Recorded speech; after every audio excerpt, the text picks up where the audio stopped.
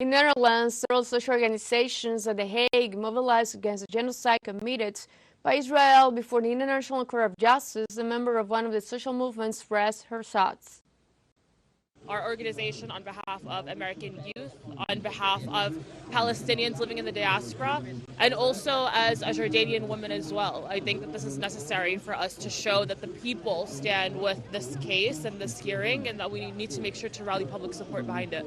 And what does it mean for you as a woman living in the United States specifically? What does this struggle mean for you? I mean, especially as a Palestinian American woman who's the granddaughter of Nakba survivors, it is devastating to know that we are complicit in an ongoing genocide, that our tax dollars are literally funding the massacre of innocent civilians and mainly of children. And that right now, as we speak, President Biden is aiming to supply Israel with even more military weapons when Gaza has already been pummeled with the equivalent of several nuclear bombs.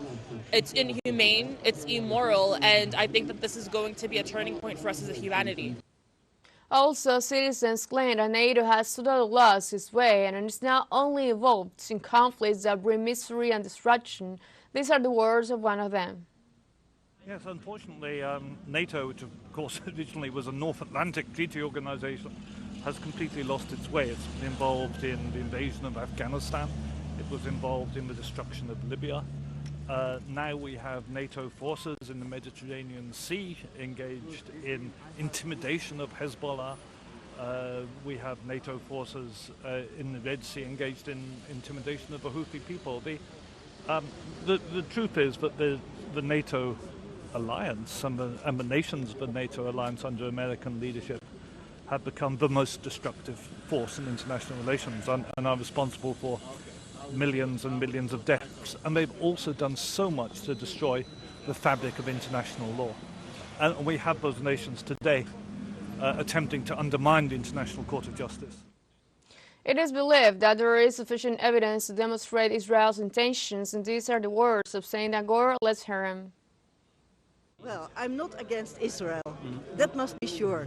And I think most of the people here, it's okay, it's there. But what they're doing now, it's really beyond all human,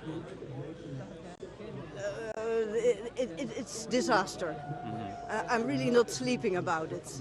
So they should stop this, and United Nations should invent.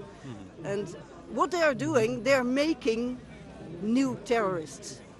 They think they attack Hamas, but all the young boys that survive this will be worse than Hamas in the future, because what's done to them. I'm really ashamed of Europe, and Mandela is with us.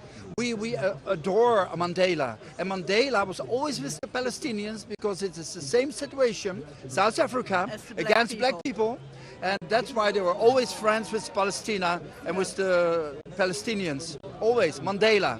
And Mandela we love, and why we don't love the Palestinians. I think, as you know, that intent is always the most difficult thing to prove. We've looked at different genocide cases over the last 5 decades, and intent is perhaps the easiest element in this case to prove.